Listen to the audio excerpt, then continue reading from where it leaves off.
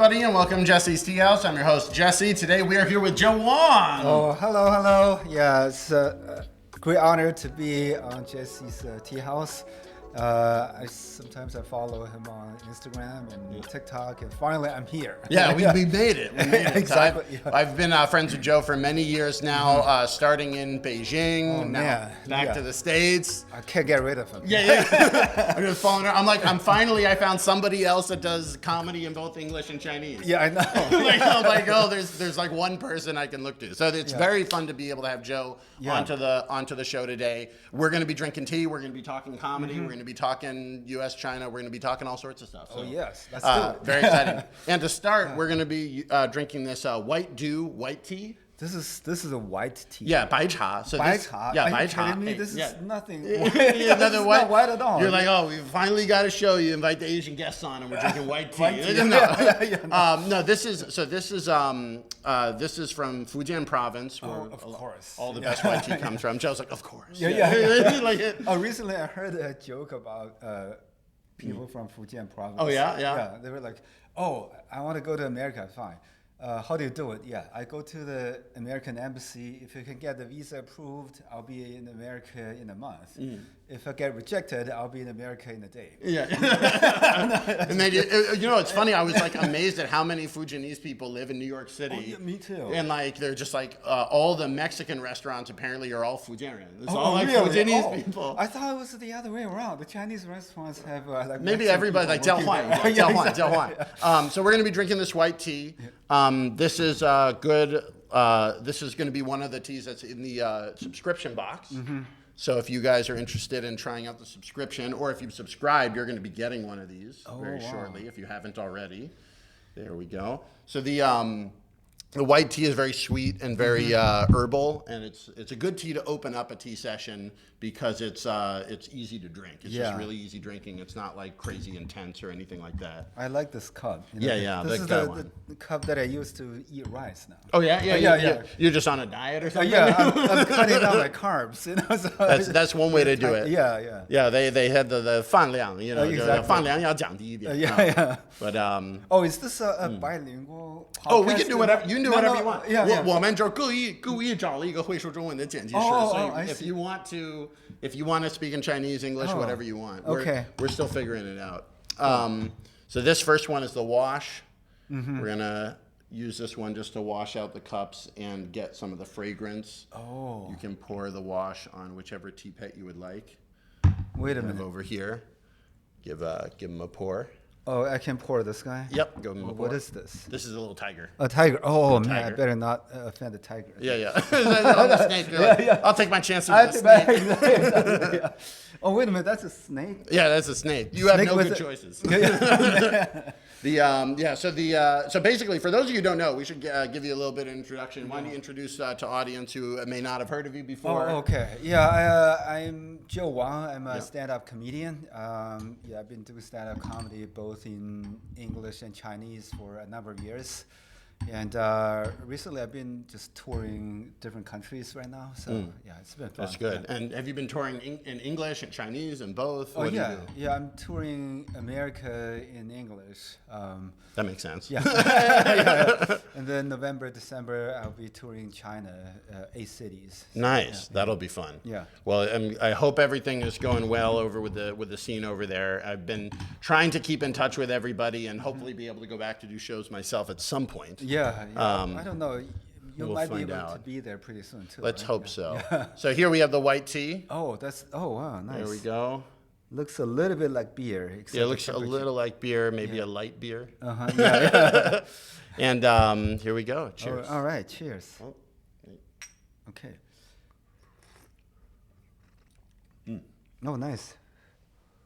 That's good. I like it. Joe's a real professional. Lean in right close to the mic for that. Oh, yeah. Oh, yeah. Get that. Do people like hearing us like slurping and smacking Some people like the ASMR. You know ASMR? What is? You don't know what ASMR? Yeah. So this is where people make videos just of like sound. So they'll eat ice, just right next to the camera, and that's the whole content. Oh, I see, man. for us comedians, like I sometimes feel like, we got to think really hard to come up with jokes. We practice stuff, it doesn't work. Like, wouldn't it be nice to just eat ice? And then like everyone's happy. Yeah. They're like, this is the best show ever. But are there any people who likes listening to other people smacking their mouths? I'm sure there are. Okay. I mean, the internet is vast. People. I think if you ask, are there any? The answer is yes. On the internet there are.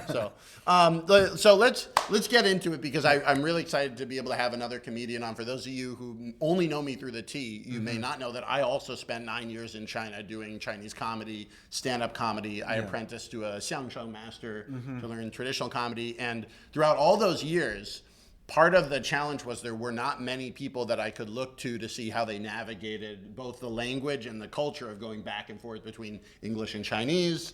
Identity as an American versus identity as a Chinese person, what topics you pick and how to do it, and how to do it in your own way, and not just kind of be a copy of everybody else on the internet who's making some sort of language content. And for that, I was very glad to be able to watch your comedy. Oh, thank you so much. Which I got the chance to see in Beijing, and then also in your shows in the States. I guess the question I have as a bilingual creator is, what language do you write in? Do you write in a particular language, or is it just whatever comes out of your head? Yeah, because it depends on where I am. If I'm in America, I just write in English. If I'm in China, I have to write in Chinese. It's just, it's very dangerous. Your phone has a setting, you can change that. Oh, yeah. You could if you wanted to. Yeah, I could. But the dangerous thing to do is just directly translate a joke from one language to another. So you don't do that? You're not going to translate it? I did that once. It doesn't work very well. It's been proven to be tough. Been ineffective. So, but you will you take the same topics? Will you take the same punchlines? The same concept. Yeah. So like, do you have an example maybe of a joke that you like did in one language and how you might change it to work in the other? Yeah, both. I think one joke is about celebrating Chinese New Year in America, and the police shows up saying, "Oh, hey, you can't have firecrackers." Yeah. I was like, "Yeah, but why do you allow guns? But not firecrackers?" Yeah. Good question. No. So my solution is, okay, fine. I just remember this next Chinese New Year, I'm just gonna fire some guns. Yeah, there we go. Now you're welcome to America. No. You went to school in Texas. So those type of jokes can be interchangeable, but most of the jokes you can't. Oh, thanks. So that's the sort of joke with the guns. It's like, if both Americans and Chinese know that Americans like guns, you can pull that joke off. Exactly, yeah. But but like another joke, like what's another joke that you would do that you would not even try to put onto the other audience? Oh yeah, like for example, this is even in English. Once I talked about the NRA. Oh yeah. Yeah, and then one audience member yelled out, "What is NRA?" Yeah. That's. I was like, oh wow. I wish the audience would let me know where the cultural flaws were. Yeah, that's actually kind of nice. As much as it would have been annoying in the moment, you would have been like, now I know what to do. Exactly. Yeah, but then it turns out she's from England. She has no idea what NRA is. I thought she was from Chinese and just didn't know what a political lobbying organization was. Oh yeah. Because that's the other thing about the NRA. The NRA is like doubly difficult. Like one time I remember I was trying to think of what would be the most difficult concept to explain to like a Chinese audience. Yeah. And what I came up was the Christian side hug. Do you know what this is? I didn't Cut to the Christian side hug video. So it was this like youth group from like a Christian group, and they're all very like kind of prudish. They don't want you like hugging the front is like that's too much. But if you give somebody a side hug, that's the proper distance and shame to feel in hugging somebody if you're a teenager. It's kind of I feel bad knowing this. But I was it like, happened to me once. I was doing this. No, that's too much. That's too much. We can't air that. Can we blur that out? Just go back and blur that out, please. I didn't know you were Christian. No. But and then so that's a Christian side hug. But what I was referencing is specifically there was an internet video of like a Christian youth group that turned it into a rap song. And so they have this rap song with this dance. Oh, give him that Christian side hug. That Christian side hug. Give him that Christian.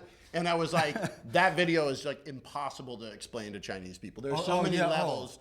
So many levels of confusion. So well, trust me, with subtitles. with subtitles, we'll find out. But so when you are thinking about, do these things come into play when you're thinking about writing new jokes, like what you can and can't get to the other audience? Yeah, unfortunately, it gradually comes into play now. I don't know if it's a good thing or bad thing, because sometimes you feel the audience won't get it.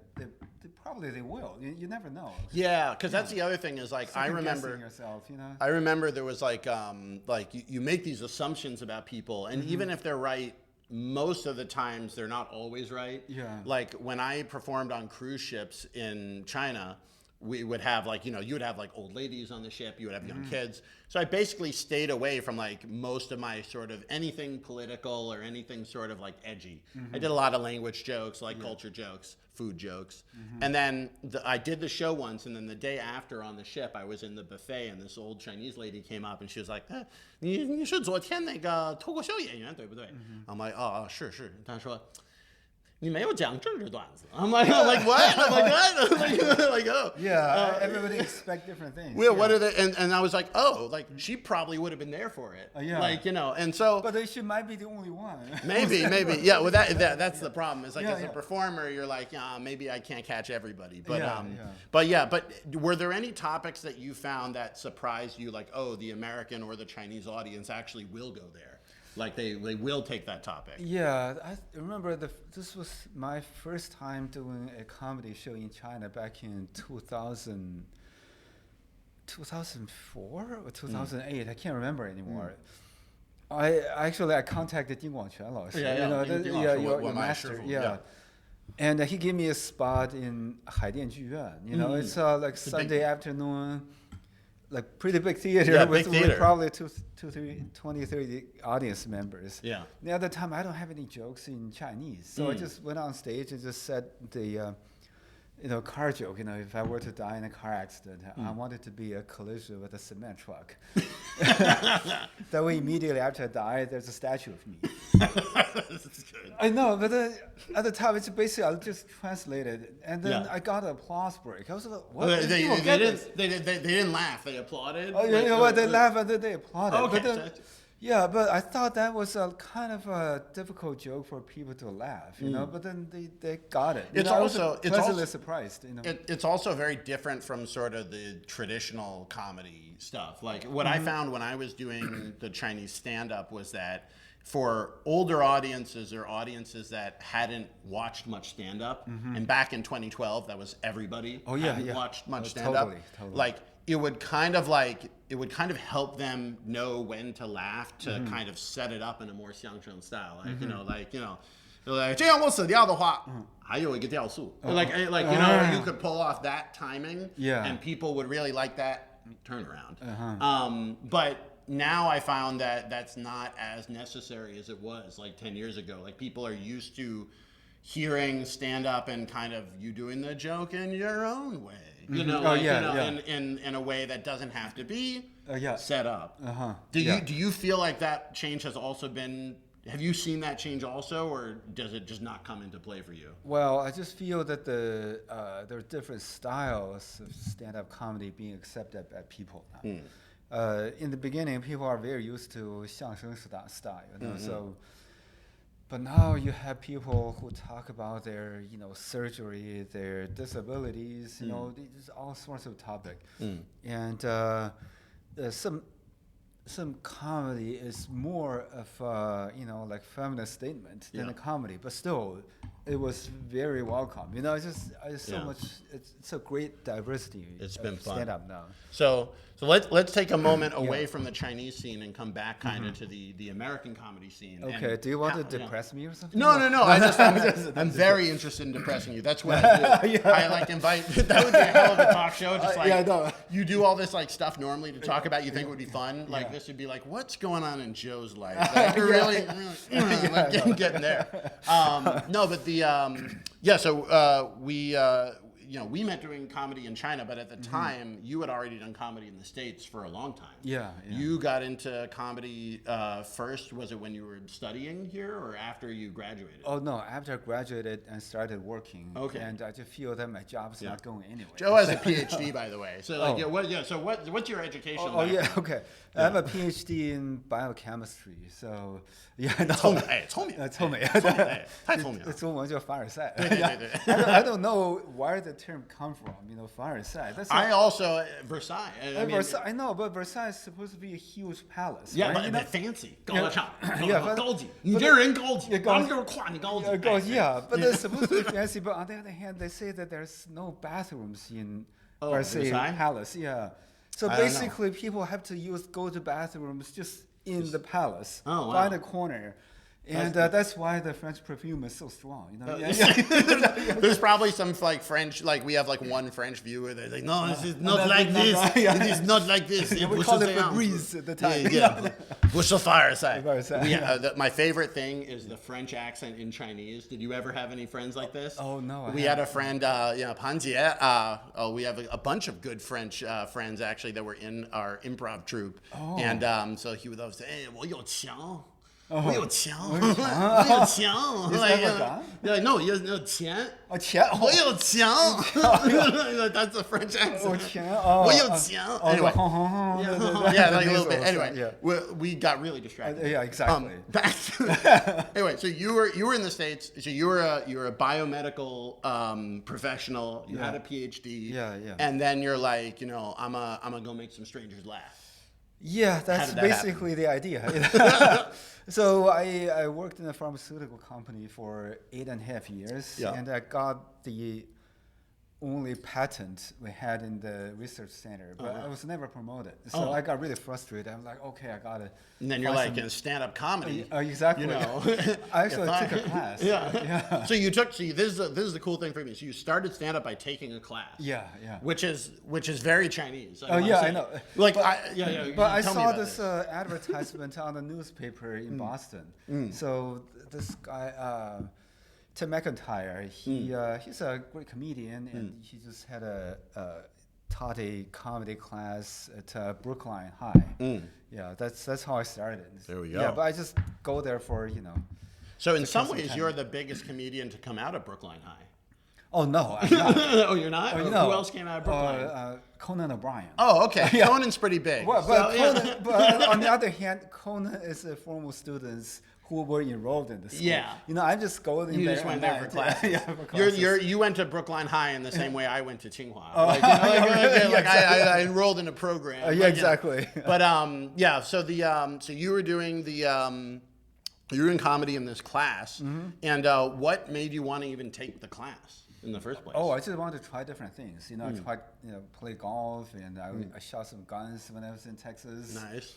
Played pool. They're all different things. I just figured, oh wow, this is interesting. Take advantage of doing stuff that maybe you wouldn't have done back home. Yeah, exactly. Not very Dongbei.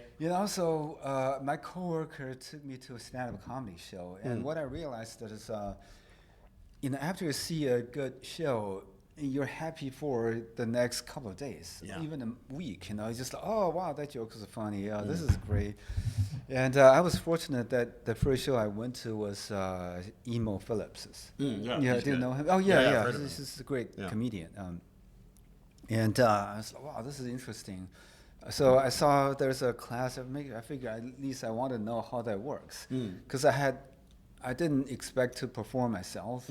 I just wanted to check it out. But then I think one of the most important lesson I learned from that class was, humor can be cultivated. You can practice on it. Yeah. People have this idea, I think, that they're like, oh, like either you're funny or you're not. Oh yeah. And I'm like, that was me. I don't like.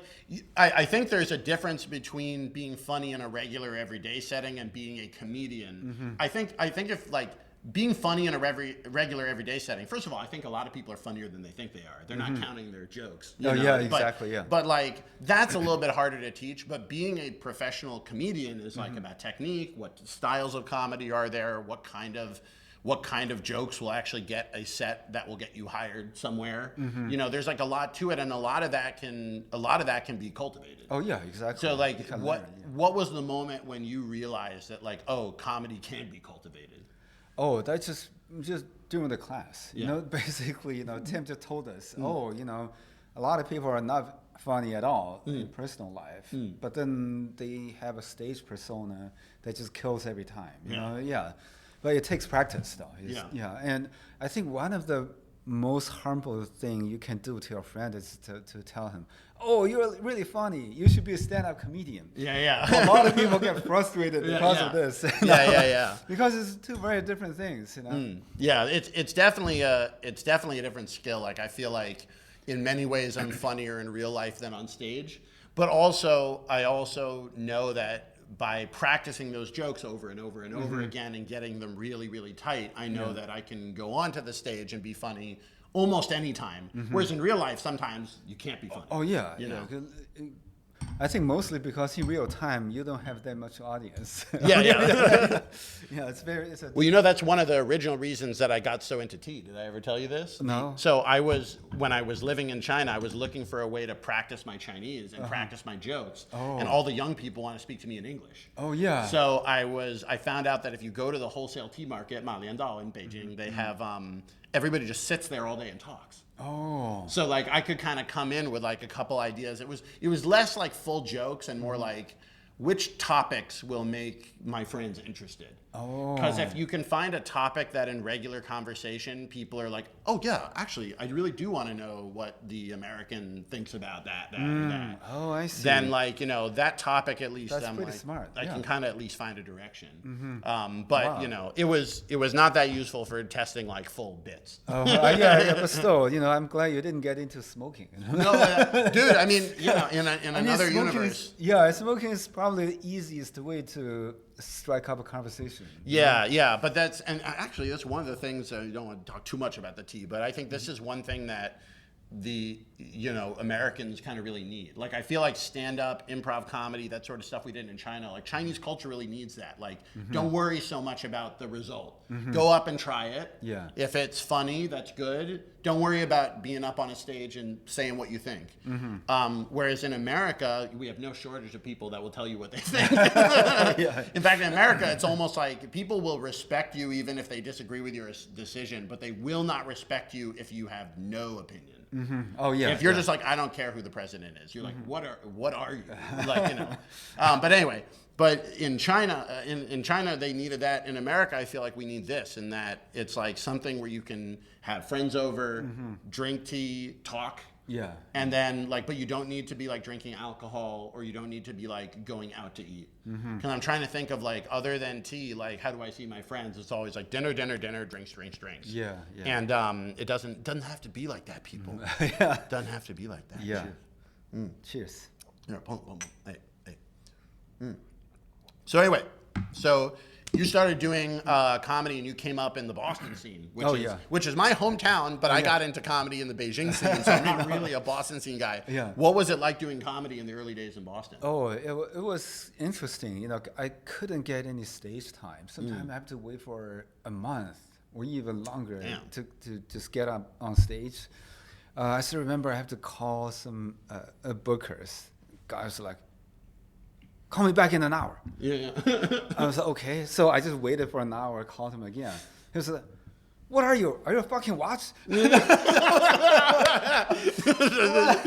like, yeah, they're gonna call me at an hour, man. Don't call me again. Or like, but like, if you're actually calling exactly an hour, then that's like, ooh, this guy, like, you know, this guy might be a comedian or a serial killer.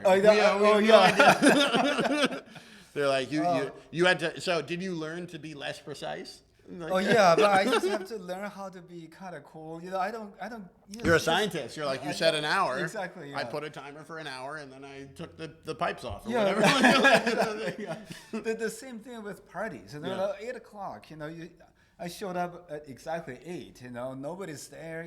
The host in the shower. I was like, what is going on? Now you're just in a Hollywood time here, so really? you say 8 o'clock and it's like tomorrow. Yeah. But yeah, so you were trying to get stage time, you couldn't get stage time.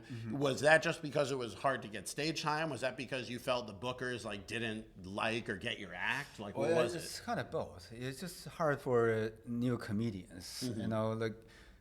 I don't know. In America, there's got to be at least 10, 20,000 comedians. Okay. A lot. Yeah, and if you're a new one, maybe 4 or 5 times as many podcasts, which I don't know. I don't know how the math works on that. But yeah. So a lot of comedians. Yeah, and the bookers just know if you're a new comic, you're gonna bomb. Yeah. Like probably 90% of the time. So nobody wants to book you at the time. Yeah. So what advice do you have for new comics then that are trying to get going? Well, I think nowadays a lot of young comics, they start their own room. That's one way to do it, and also. It's a hustle. You just have to show up and introduce yourself. I know a lot of comedians are, like they have social anxiety and stuff, but that's just something, unfortunately, you have to do. Kind of get over. Yeah, exactly. So sometimes I have to show up at a comedy club, even though I wasn't even on the list. I just have to go there, show my face. Some of my friends even joking, you're not even a stand-up comedian. You're a stand-by comedian. Stand-by comedian. Just wait around. That's you gotta be by before you can be up. Yeah, exactly. That's what we learned. That's what we learned. So you kind of fought through that, and like, what gave you the drive to fight through that time? Like, what made you really want to do that? Well, that's just I just love the high it gives me when people laugh at your jokes. It feels really good. For those of you that don't do comedy, it feels pretty good. I know. I just feel that everybody should do it at least once just to see how it feels like. Well, that's the thing is like you had always said like the worst thing you can do is tell your person like you should be a stand-up comedian. Oh, yeah. But another kind of worst thing that I always hear, and this is kind of something I see people do themselves. These people are like, oh, you do stand-up? I'd love to do stand-up. I have all these great jokes I've been working on. I'm like, oh, have you ever done them? For anyone? Like, no. Like, I just like do them for my friends. I'm like, nah, I don't buy this. You gotta, if you say you're working on jokes, do it at an open mic. Just get 3 minutes, try it out. Because people like thinking that they have all these great material, and then they don't want to ever test it because if people don't laugh, then they can't tell other people they have all this great material. Yeah, but that's kind of the mentality in a lot of different things too. Did you notice that? At least I had this experience. I used to have friends in school, and they were like, "Oh yeah, I didn't do well in this test because I didn't prepare." I know. It's like hiding by hiding your true power. You were never blamed for anything. Like it's not your fault if you fail. Kind of. I'm smart. I just didn't apply myself. You always find an excuse for yourself. I'm like, but it's true, but you're kind of coward too. You can't. You don't want to see exactly what you can do or you cannot do. That's definitely I think one of the big, just in creating stuff in general, I feel like that's the biggest problem is like you have these, in order to really grow as a performer or anything, you have to do something that's outside your comfort zone. Exactly. But in order to, but I actually felt it was easier to do that when I was earlier in my career. Now I'm kind of like, I sometimes will have this like, well, if I mess this up, and somebody in the audience is recording on a phone, and I have a lot of fans in China or even in America or whatever, and then somebody will be uploading that and the blah, blah, blah. Of course, I'm just talking myself out of it. Well, that's the problem with every comedian or every performer now. People keep taping and stuff. I keep trying to think if there's any way to stop the filming. Oh, but, yeah. I don't know. Just no filming, okay? Yeah, don't film it. Don't film it. As we speak into 4 cameras. Exactly. Don't film it. Let's take a break. We don't want to be filmed, people. But that's the thing. In comedy club, they always say no filming, no recording. But then when I was in Shenyang, this guy brought in a parrot. Exactly. But so we're gonna get going. We're gonna take a little bit of a break. We're gonna come back and try another tea. Before we go, what did you think of this white tea? Oh yeah, it's great. I think it's a lot stronger than I thought. When I say white tea, I was maybe milder or something. It's kind of this one's good because it has a little bit of that the darker herbal flavor in it, but it's still very easy to drink. Yeah. Some of the white teas, like if you get like a Silver Needle by Hao Yinzhen, they have only the buds, and so it's very fragrant, but it doesn't taste like much. Oh. This has both buds and leaves in it, so you get some fragrance and some like kind of deeper tea flavor, which I like. Oh, nice. Also, Bai Hao Yinzhen tends to be like 5 times as expensive, and I don't think it's 5 times better. But that's personal tea take here. Let's not go crazy. Yeah, Anyway, I believe whatever you say. yeah, You're thank the you, expert Joe. now. Here you go. Okay, all right. There we go. See you guys in a moment. The internet is a dangerous place. A VPN can help protect you from that danger. What danger? Think of something. Now think of something you haven't even thought of. That could happen to you. The problem with most VPNs, though, is they taste way worse than tea. We interviewed one of our coders to find out why. Well, you're asking why the VPN tastes worse than tea? What do you mean? It's software. It's not excuses. Of course, this could all be avoided by buying tea directly from Jesse's Teahouse. Jesse gets his teas straight from small tea shops and tea farmers in China and puts them into his subscription service. Use the code JessePod for $10 off your first order of $30 or more. Hello, everybody. Welcome back to Jesse's Teahouse. I'm Jesse. Guest today is Joe Wong. Hello, everybody. This is Joe. Yep, and we are going to be doing the second part of the show and drinking a second tea. This tea is very special. This is one of the nicest teas I think we've ever had in the subscription. This is my friend Dui Dui, who lives in Yunnan. He was one of the first people to notice that the ancient tree tea leaves were better than the other ones. And so like 20 years ago, 25 years ago. Wait a minute, he invented this tea? No, he didn't invent the tea. Okay. I mean, tea is a, you're in bioscience. Yeah, I know. Can you invent? Yeah, discovered. Very Columbus of him to discover the tea. It was always there. But he basically discovered that the ancient tree Pu'er leaves tasted better than the young trees. Oh, I mean, he wasn't the only person to discover that, but he was there about 20 years before the market. So he has all the best tea connections at all the places to get the ancient leaf tea, and has like a lot of ancient tea that he bought years and years ago very, very cheaply, but is now very, very good aged tea. So this is his 10-year reserve, which was 10 years old when he pressed it in 2020. So now it's 13-year aged.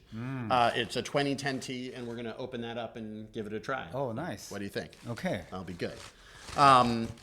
So this is what it's pu'er. This is a show pu'er, cooked pu'er. So it's very, very dark. We get a good look at it over here. Wow. Very, very dark. Very, very nice leaves. For this full cake, you can use a pu'er knife if you have one, but if you don't, you can usually just tear it off with your fingers or use any sort of something. Come in there through the side, break off a piece, and there we go. We got some beautiful tea.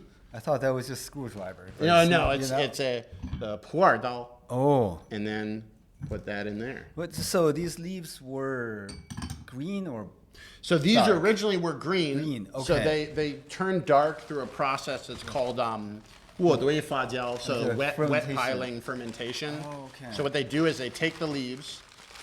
They treat them as regular tea leaves. They kind of fry them. They sun dry them. They do all the things. And then after that, they come and put them in a pile, and they ferment in the pile, and they keep turning that pile, and they turn the pile, and then you keep them in the pile for 13 years. Oh, wow. And then you take them out during a show shoot or a tea Yeah. time with a friend, and you just start to enjoy. Yeah, it's from Yunnan province. From right? Yunnan Yes, province. It's a beautiful and then- province, by the way. Just- Yunnan is the best. yeah, the clouds there are just always so pure. I went to the tea mountain in June, which is where I saw Dui Dui and got this tea, and it's just like really part of me is like, oh, I could just do this podcast from Yunnan, and as much as it's nice to have you here in person, Yeah. I could be in Yunnan just doing this over Zoom. I know. Oh, Yunnan just. The first time I went there to do a comedy show, the cab driver was asking me, "Hey, so can you tell me what does smog look like?" You know, Oh, they've yeah, never yeah, seen they've it. never It's seen just- smog. Oh, my it's God. always beautiful there. It's you know? so nice there. And Yeah. they just only read it on the news. They're very curious. Yeah, they're like, don't be curious. And then of all places, you come to LA after. Yeah, I know. Cheers. Pick a tea Oh pet. yeah, okay. Tiger didn't get any last All right, time, so yeah. give him some. Tiger, yeah. There you go. I don't know if this is doing him a Very favor or nice. not. Tea shower. Huh? Yeah, smell that.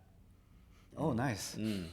So the that is the Pu'er smell, right? Yeah, so Pu'er, there's sheng and shou. The sheng is where they don't do that piling, but it also ages and will get darker. So it's green when it comes out. Okay. But if you left it for a long time, it would get dark. Oh, not quite that dark. But I it would get only dark. saw dark ones. I've never seen like green. 生茶，因为只有懂茶的人喝生茶。I know. There's a lot of the both are popular, but as you can see here, the color is instantly very dark. Oh, the wow. flavor is very intensely earthy and smooth. Some people like it, some people don't. But it's definitely worth trying a couple times and getting that flavor because it's very flavorful. I mean, is there any pecking order among the tea drinkers? And if you drink that tea, I think I'm better than you. Yeah. There is. Tea snobbery, right? There is tea snobbery in China. It's the sheng pu'er, the raw pu'er is really? the like 最高级. There are some people who are like only drink sheng pu'er or yan cha, or like occasionally like certain like dancong oolongs. Oh, okay. But like, so if I drink this, someone's gonna, despise me. Yeah, I think Joe. I think some people already despise. I'm just Jerry. Here we go. To Enjoy. justify their their hate of Joe. yeah, prejudice even more. Oh, I love this. Oh, It's got intensely. It has a little bit like zao, like zao wei, like a little jujube flavor. oh, I see. So that's the main difference Very between earthy, this very pu'er than the regular pu'er. Yeah. They have the tea houses. So the regular pu'er, the sheng pu'er, if it's like young, then it'll be like this like light gold, very astringent, like has that red wine, like dry mouth flavor. And then as it ages, it turns kind of closer to this. It'll get to like dark gold, and then the people really love those really aged sheng pu'er.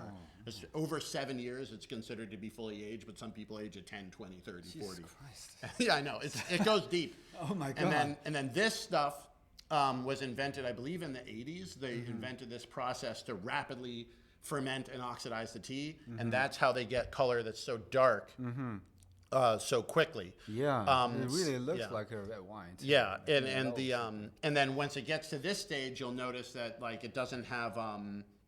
It's definitely not like bitter or anything like that. It's like very kind of smooth and dark. This is really good for your stomach too. Oh, I see. But anyway, so we got Joe on the channel. Joe's time is very precious, and we got a lot of interesting questions. Yeah, asked mostly because I'm getting old. Yeah. I don't have a lot of time it's left money. in my life. Yeah. It's not like I have gigs. Like, I it's just not gigs. literally will die. But like, so we're here in America recording this, which already kind of tells you something about the crazy changes that have happened in the world, because we were both in Beijing, we were both doing shows there. Yeah. Now we're back here. And for me, part of my focus when I was there was always like using comedy to help bridge the gap between China and the West. Okay, like the ping pong Yeah, diplomacy. kind of like this diplomacy. I mean, this was obviously like, this is a big mission for comedy. Yeah, like, yeah. My direct goal was to make people laugh. Yeah. But it helped me get up every day to really feel like it was doing something bigger than that. And now that I'm back in the States, I think I ironically find like, just like Chinese people didn't really get Americans that well. Americans don't get Chinese people at all. Yeah. like there's and also America is unique because we have Chinese Americans there, whereas in China I would be an American Chinese. Yeah, exactly. Doesn't exist. But there are many Chinese Americans here, and they're part of the society. But also, as you've seen recently, it's been it's been contentious. It's been bad days for the Chinese and Asian American community since COVID, especially. Yeah. So I guess, like, do you feel like what does it feel for you to be a Chinese American, first generation person on stage right now in America? I think right now it's better now, actually. Because especially during 2020. Between 2020 and 2022 are probably the worst. People literally yell at you, "Hey, Really? you brought the virus here!" Oh, Jesus Christ. They don't know. Like, they don't know. Like, the virus is very, very small. You didn't bring it with you. But no, like, it's not packaged like that. no, it's like cake. But but that was the thing. Like, this was like, as a comedian on stage, did you feel the vibe was different? Oh during yeah, that time? during that time it's different. Even I was going through the customs in LA, you can just tell, other people with color, they're in a separate line. They have to check their baggages. They were like, oh, we're gonna just check if there's any like foreign. Yeah. Species. Meanwhile, they were It's not like, checking anyone's fever or temperature. No. They were like, Just- we have other priorities. Yeah, just totally skin color stuff. And this is actually a true story. So I went to the officer, and the officer said to me, "Oh, what's your profession?" I said, "Oh, I'm a comedian." He was like, "Okay, then can you let me know? Can you tell me why is the skeleton afraid of the roller coaster?" I said, "Oh, is it because it doesn't have any guts?" He was like, "Wow, you're really a comedian." Swear to God, this is a true story. I was like, "What? This is the criteria now?" That's hilarious. I That's know. hilarious. Yeah, but now people are okay. But honestly, people's focus changed too. Because now it's all about the Middle East, so forth. But there's always something. There's always something going on. And so, do you feel like the like one thing I've noticed is there seems to be like almost like 3 comedy scenes in some way. It's like there's the Chinese scene, there's the American scene of mostly white people and maybe like other non-Asian people, and then there's like Chinese American comedians somewhere in the middle. Like, but it almost seems like I see a trend between the Chinese American or Asian American comedians, which is either all the content is about being Asian or none of the content is about being Asian. Yeah. Do you see that as well? Or? Yeah, I think there is like more of a finer divide in terms of style. It's like, oh, I'm a trans person. That's the only thing I'm going to talk about, which probably works for them. Yeah. I used to try to kind of consciously stay away from racial material, just because I felt it was too easy. If I'm Asian, I'm doing Asian joke. But in recent couple of years, I just realized that most Americans don't know anything about Asian American history. That's why I was trying to incorporate more into my shows. So you would like proactively say like, what do I want the audience to know? Oh yeah. Sometimes I have to do it because I remember realizing people don't know anything about it. Then I did a show for Andrew Yang's fundraiser once. And the woman came up to me and said, "Oh, wow, thank you so much for talking about the Exclusion Act." Because I didn't know that before. Yeah, tell people, what is the Chinese Exclusion Act? Yeah, I know. Yeah. She was like, "Oh, I just knew you guys were in concentration camps." Like, I said, hold on. Wait. That's Jewish people in Europe. That's different. Yeah, but the or Japanese people in the internment camps, which is similar. But not as bad. But so like, and this is kind of the challenge I've coming back from Asia is like when I was in China, I think as an American, it was easier for me to be like, these people are not going to know about my country. It's not their country. Yeah. Like I'm going to have to deal with ignorant people, not necessarily like ill-meaning people, but ignorant in the sense they don't know stuff. Yeah. And then I think it's been harder to come back here and then accept that from my own people. Because the idea is like, if I go up and I try to talk about, if I want to do jokes about like China material, I can do like chopstick jokes, I can do like takeout container jokes, but like anything about actually living in Asia or being in Asia is pretty hard to do. Well, you just have to keep trying. That's how I felt it when I first started doing stand-up. I was like, okay, Americans, most of them never traveled abroad. So I tried to stay away from material relating to growing up in China. But gradually, I can find a way to talk about it and people still laugh. I think, it'll happen. Are you one of those comedians that feels like there's always a way into any given subject if you can just find it? Oh, yeah. There's I think a lot of comedians feel that way. I haven't gotten there yet, but sooner or later I'm gonna find a great joke about this brick. Exactly. Or like tissues or whatever. Exactly. It feels like if you were good enough, you could do that. You're exactly. Right. It does. Yeah. So you've been back here. Kind of. How has it been an adjustment to go back from like dealing with these two identities that you have? In China, you're a Chinese person. Yeah. In America, you're a Chinese American. Do you feel like you have to change the identity you take on stage to deal with the different audiences? Well, in the beginning, but not very in a conscious way. I just go there and tell jokes, tell jokes from my own experience, and that's about it. What if your Because- experience though doesn't make sense to people? You know what I'm saying? Like, you know, what if because this is part of the challenge I'm going through right now is like, because I was in Asia so long, I noticed this stuff that is like, for me, my comedy sense is like, do a joke on that. Like I'll notice like the walk signal guy is different in each country. Yeah. And I'm like, something about this is funny to me. But I just I don't know if either of the audiences have that knowledge of having seen the other walk signal guy. So it just, for me, I'm having this culture shock, but I think it's just me. Like, I don't think anyone else is, and maybe the joke is that I'm stuck up on stuff and it's completely irrelevant and I'm going crazy about it. Yeah. Maybe that's the joke, but like that could be a good point. Just like, in the process of ranting on my live show, I may have discovered something. But, exactly. But like what Jim do you do? Gaffigan does that a lot. You know, he travels to Asia a lot. Yeah. You know, sometimes he would talk about Asian cultures. You know, he's actually one of the few people who came out and supported the Asian community during the whole pandemic. You know, Jim Gaffigan, and also I don't know if you guys know this guy Alex. He's having a Broadway show right now. He actually organized a bunch of people to patrol Chinatown. Oh, really? Just to make sure, you know, nothing bad happens there, you know. Sort of like Alex Adelman, Alex Adelman. Oh, yeah. You know him? I've seen his comedy. Yeah, he's really funny. Yeah, he's from like Boston. the Boston suburbs as well, so he's my type of dude. Exactly. But yeah, so there's so you don't feel like you have I was to, going to ask if you know him. Yeah.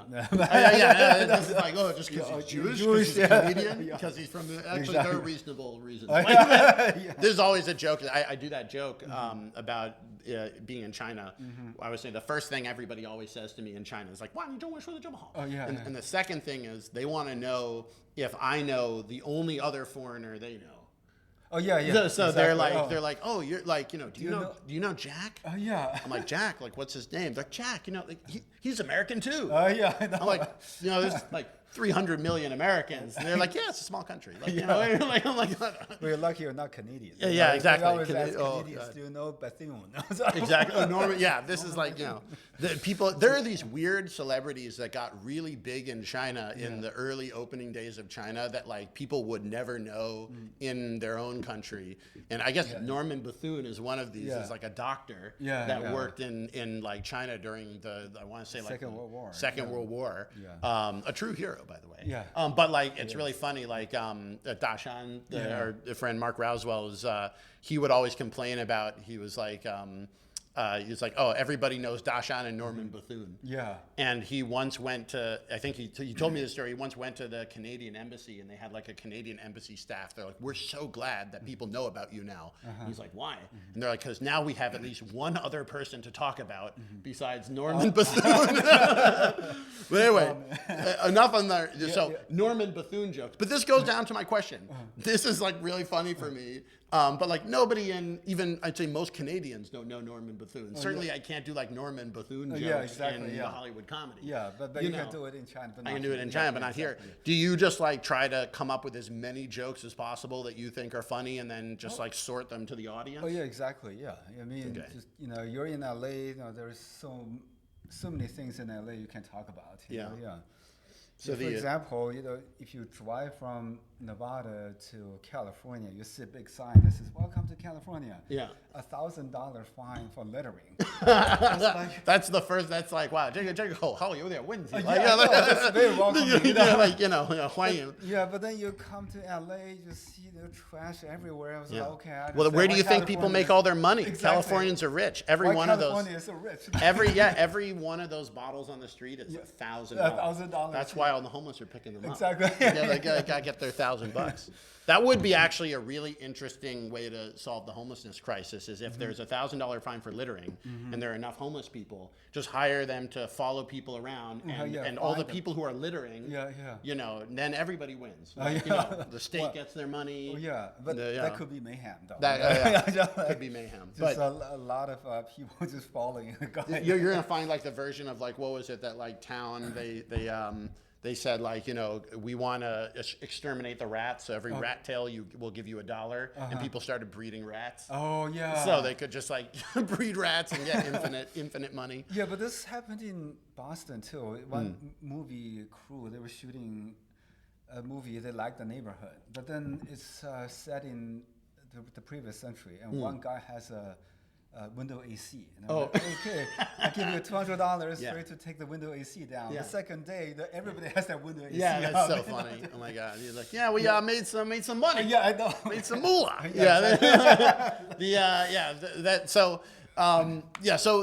Figuring out how to do those jokes. This is always one of the things that I'm trying to figure out is like, if I have these jokes that I think are funny, how long do you fight for a joke that you really think is funny, but it's just not working? I know. It just depends on how much you're obsessed with it. Yeah. Yeah. I remember I personally had jokes that didn't work for 2-3 years, and finally it works. But if you look at the Louis C.K. stuff, some of the stuff he's been doing it for like 20-30 years.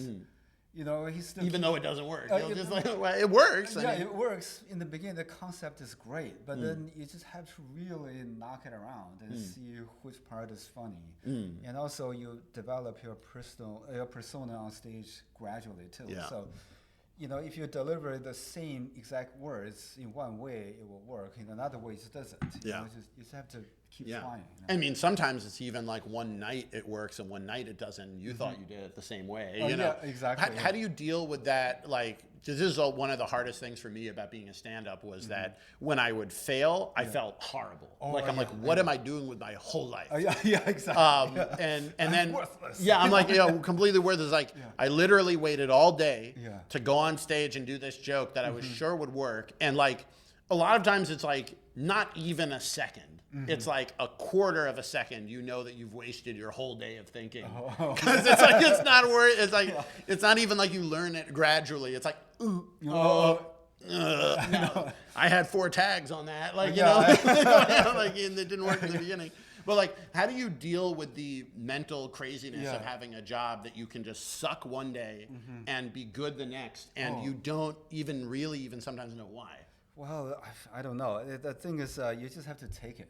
Yeah. That's the thing. I keep telling people, if you do something, fail, and you feel really bad for 2 days, but you want to do it again, that might be your calling. Yeah. Yeah, that's true. That's a good way to look at it. Yeah, it's all about how much you can accept the failure from one field. What do you like so much that you will just suffer endlessly to do? Like, that is like, if you can find that, that might be the thing. I think it's still the connection, the connection with the audience. I can't sing, okay? I'm always jealous of our rock and roll singers. They immediately get the crowd going. Sometimes they don't even have to sing. Let the crowd sing. Yeah, exactly. Nice. That would be the point you want to get to in life as a comedian. Like, if everybody knew your jokes and you just come on like, "Hey, I'm Joe Wong." Like, I hope that when I get into a car crash, that would be real nice. I know. And you just kind of, next one, do the motorcycle joke. Like, you just tell them what to do. But some comedians has reached that point. I remember it was Jim Gaffigan. He had this whole routine about horses. But then sometimes people would just say, "Do the horse joke." Yeah. And they're like, that's the thing. I have a funny Jim Gaffigan story. I don't know if you remember this, but I remember this because I messed up. I feel like when I met Jim Gaffigan. Do you remember this? Oh yeah, we were in the same show. Right? So you and Jim did a show in Beijing. Yeah. And then afterwards, I went backstage and you introduced me to Jim, and I was so excited to speak to Jim Gaffigan that he asked me like one basic question about the Chinese comedy scene. Meanwhile, this guy had just performed a whole show. So he's like tired, right? But I was so excited to talk about Chinese comedy with Jim Gaffigan. So I think I don't know how long I went for. But I remember it was too long. And Jim was super nice. And then eventually I had to basically be like led away. And then after that, like it felt good. And then the next day I woke up, it's like, I bet Jim Gaffigan hates me. I don't think so. He's truth a super is, nice guy. I'm sure he doesn't remember me at all. But it's funny that sort of stuff can stick with you for like years. Oh yeah, the guilt, right? Yeah, the guilt. It's that You heard about the term Jewish guilt, The right? Jewish guilt, yeah. We have comedian guilt, Yeah. Chinese guilt. Okay, so No, while I we talk think- about the Jewish stuff, while we have that on here, I want to hear your take on this. So as a Jew that lived in China, everybody always says the Jewish culture and Chinese culture are similar. They say there's a lot of similarities. Yeah. Do you buy this? Do you think so? There are a lot of similarities for sure, but then I think there is, I don't know, there's something. I mean, of course, both Jewish people and Chinese people eat at Chinese restaurants during Christmas. You know, Yep, that's that's similar. No, yeah, that's similar. Yeah. Because I'll tell you my take on this, Yeah. and you can tell me whether you think this is accurate. I think that the Chinese people use the Jews as like a reflection point upon themselves. When they do something that they like, that they think is good about Chinese culture, you can't just say like, "Oh, 我这么好." You say like, 犹太人也有5000年的历史，犹太人也很优秀，他们和中国人一样。Oh yeah. And then when they do something that in Chinese culture that they don't like, you also can't say like, "Oh, we're just bad." You have to say like, 我们没有犹太人那么好。你看犹太人他们怎么做，我们应该那样做。So whether you like what you're doing in Chinese culture or don't like about Chinese culture, comparing yourself to the Jews is just always useful. Oh yeah. No, yeah. Do you think that makes sense to you, or what? Yeah, do you think? I mean, I think there's a lot of similarities, in terms of values. Both value education. Yeah. Hardworking. Yeah. that kind of things. Yeah. I think that's good. But I don't know. Yeah, But just- it feels But like different. difference is, there are like 1.5 billion Chinese. Yeah. Right? There's Well, like that's a big difference. 10 10 times million, more. 15 yeah, million, yeah, whatever. Yeah, 10 It million. was funny. It's like 15 million, almost exactly a factor of 100. I think it was. Yeah, I think it's I know. like 15 million Jews, Yeah. 13 million Jews, and I think the mentality is 1.5 different, billion. Yeah. because I could be wrong, but Yeah. a lot of Jewish people has this sense of crisis. Yeah. If I don't, work this hard, I might be in trouble the next day, right? But Yeah. then actually, Chinese stereotype in America is being very hardworking, but in my hometown, there are a lot of people just they don't work that much, honestly. and what do you think about that? Because like this is also something you need to deal with. I think comedy, because comedy is so much about speed and surprise. Oh, yeah. Like you can't, if the joke is too long, it no. just will not work. It Yeah, doesn't matter you how can't be smart you are. precise, Yeah. So like because of that, I think that's why stereotype comes into it. It's just like if I have like 1 second to let you understand something and have it like whoop switch, then like it's easy to rely on the stereotypes. But like, what do you think about the stereotypes that the Western audience has of Chinese, and like which of them do you think are like okay, kind of fair, and which of them are you like that's like completely wrong? Oh, okay. Well, the one about size is totally wrong, by the way. If you want to watch the OnlyFans version of the podcast, it's exactly like this, but no clothes. And we'll probably make 10 times as less or more. I don't know. People are like, we will pay you to stop this. Exactly. I'm actually surprised no comedians have done that. Just like a full-on comedy podcast, but naked. Well, Like there were naked comedy shows. Oh, they're in naked Boston. comedy shows? Started from, I know this guy, he invited me to be on the show. It's like, well, I'm not that comfortable with my body, but the people who does the shows. God, that's got to be, you got to be a special type of person. They're like, my thing is the comedians. Oh yeah. I think usually the personality is the winning factor. Not the body. But except for Matt Rife. Matt, if you're watching, always happy to go on your podcast. But like, so which of the stereotypes do you feel like you're just like really annoyed you have to deal with? Oh, I see. Basically, all Chinese people know each other. I even come up with ways to deal with it. Sometimes people just shake hands and like, oh, I have a friend who's Chinese. I just cut to the chase and go, yeah, I know him. Yeah, I know. They're like, thank you for bringing that up. Yeah, exactly. Let's save some time. Exactly. Yeah, exactly. Yeah, and also, like, well, I got this a lot. Are you Chinese? It was like, just directly ask me. I was like, that could be very racist if I wasn't, but that's fine.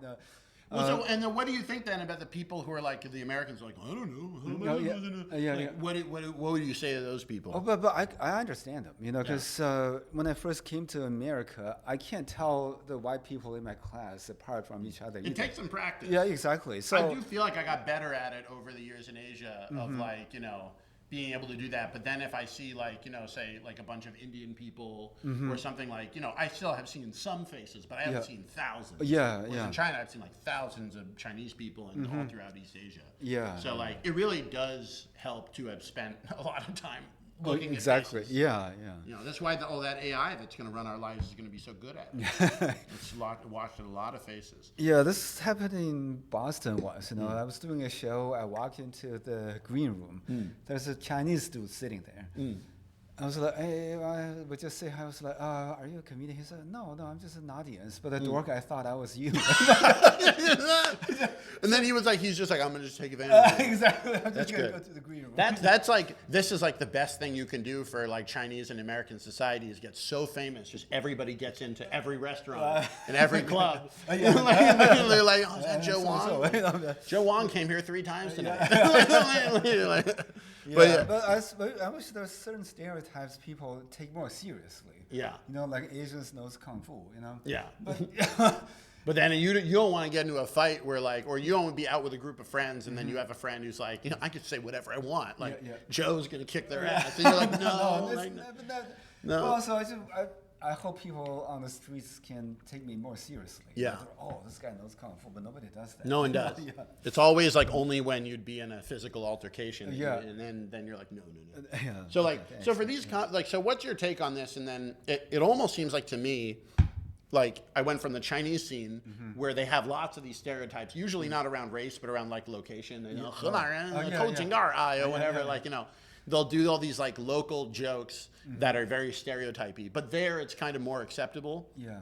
And here you come back and it's like, if you actually just did stereotype jokes in America now, like that would be very out of fashion. Oh yeah. Like now the joke has to be a meta joke about you're like, see how this stereotype exists and how silly it is? Yeah. You kind of can't do anything other than that. And I guess which do you like better? The sort of like the ability to use the stereotype and everybody kind of knows it's joking and you're not like really going to like be, assaulting Henaren because they steal like whatever manhole covers. Or here where like you just have no access to it at all because it's just so impossible to do in the current meta of the comedy. Yeah, I think honestly the comedy in China is becoming more meta too. You can't do the type of jokes you said before. It was back in the day you could do it, but nowadays maybe the scene has risen too much. Yeah, exactly. It really has, especially at the top. I'm sure if you go to some random open mic in Lijiang or whatever, there's going to be a bunch of people. I'm picking a random place not to shit on Lijiang. Yeah. And surprisingly, a lot of these stereotype jokes only work in major cities. If you go to that's interesting. Like the countryside people are unpolluted. Oh yeah, unpolluted, but also they haven't seen people from other provinces. Yeah, that's the one thing I've been noticing. Even when I do shows in China, all the stuff that happened to me in America, they don't quite like it because they never left their hometown. They don't know how it feels to be in a new city and stuff. But then in bigger cities, people get it. I moved from another place to here too. Well, that's the thing about just cities in general is like you get people from all over. And that's one of the things I really liked about Beijing and Shanghai was when I moved there, immediately I knew like, oh, there's going to be foreigners that come from all around the world. Anybody who's in Beijing or Shanghai is probably pretty interesting because they came from somewhere around the world to China. But what I didn't understand at the time, and now I'm very happy for, is like it's the same in China. Like you have to fight like hell if you're from a very small area. If you've made it to a city like Beijing or Shanghai, you were the most badass person in the village. Oh yeah. And so the whole city is full of people like that. Exactly. Yeah, their mentality is just different. And so it really is. It can make it a little bit hard for people to go back. I've heard. Go back to their hometown. Yeah. But I did went back in 2021. You're from Jilin, right? Jilin, yeah. I went there to shoot a series, and I just realized, wow, they never left their hometown. I traveled half the world and went back there I'm like, well, what's the difference? I can't tell. You know, they're living a very good life. You know? They start to play mahjong in the morning. It's nice. So, like, They really don't even relaxed. wait till nighttime. And we're just straight into it. Yeah, It's and then like, they go fishing. You know, Chinese New Year all year. yeah, There we go. Yeah, it was funny. I was staying at a Chinese friend of mine's place in Shanxi province for Chinese New Year once, and I was like, these people are drinking baijiu and playing mahjong at 8 a.m. Yeah. It was like, oh my God. Yeah. Like, I could keep up with like an hour, and then I'm like, I have to sleep again at 10. Exactly, And I went back to sleep at 10. Nobody said anything. It's just like, you do you. Yeah, exactly. Like, Yeah. You get drunk in the morning, Yeah. play some mahjong, pass out at 10, wake up at noon. Yeah. Nice.